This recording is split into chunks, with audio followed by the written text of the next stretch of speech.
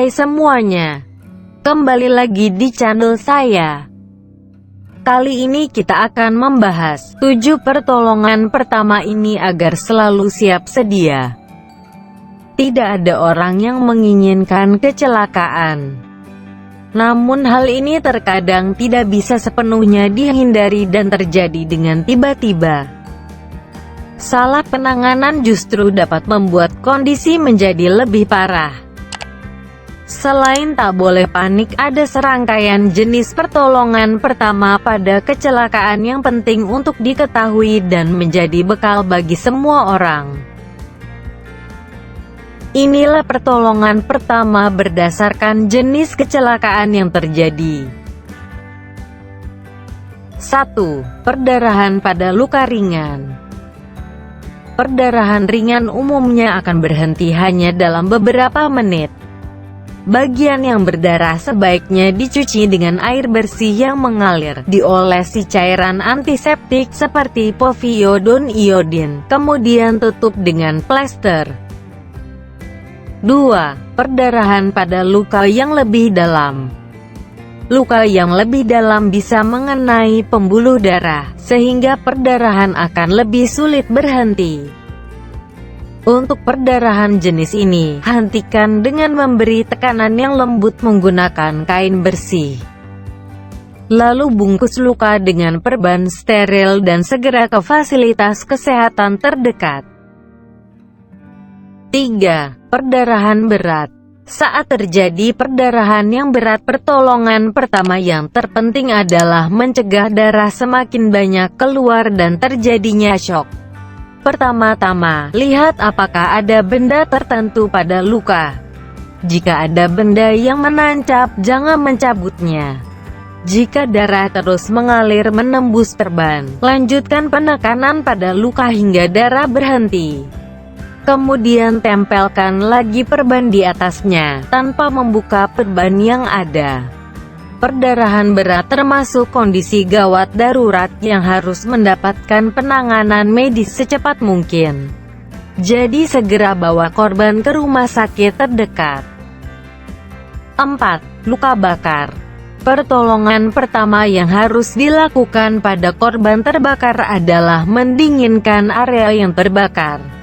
Anda bisa menempatkan bagian yang terbakar di bawah air dingin yang mengalir sekitar 20 menit atau hingga rasa nyeri berkurang.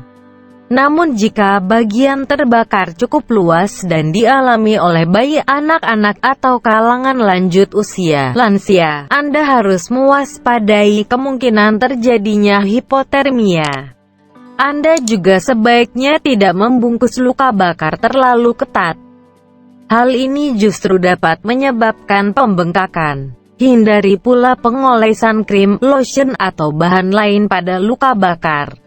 Khusus untuk luka bakar akibat bahan kimia, berhati-hatilah sebelum memberi pertolongan pertama pada korban. Anda sebaiknya menggunakan sarung tangan terlebih dulu. 5. Luka bakar karena bahan kimia.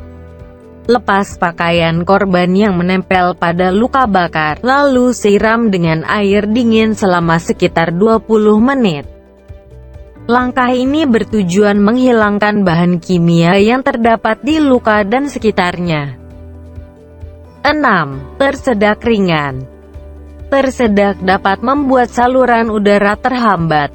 Sebagai akibatnya, korban tidak bisa bernapas. Saluran udara yang terhambat total akan membuat korban sama sekali tak bisa bernapas. Pada tersedak ringan, pertolongan pertama bisa dilakukan dengan meminta korban untuk batuk. Dalam kondisi ini, saluran udara hanya terhambat sebagian dan batuk umumnya dapat membantu untuk menghilangkan. Jika ada benda dalam mulut korban, minta dia memutahkannya. Tapi jangan memasukkan jari Anda untuk mengeluarkannya karena korban bisa tidak sengaja menggigit jari Anda. 7. Tersedak parah. Kondisi tersedak yang parah biasanya dikenali dari korban yang tidak mampu batuk, bicara, menangis, atau bernapas. Hal ini dapat berujung pada korban yang kehilangan kesadaran atau pingsan. Posisikan tubuh korban agar membungkuk ke depan, sehingga benda yang tersangkut bisa keluar dari mulutnya.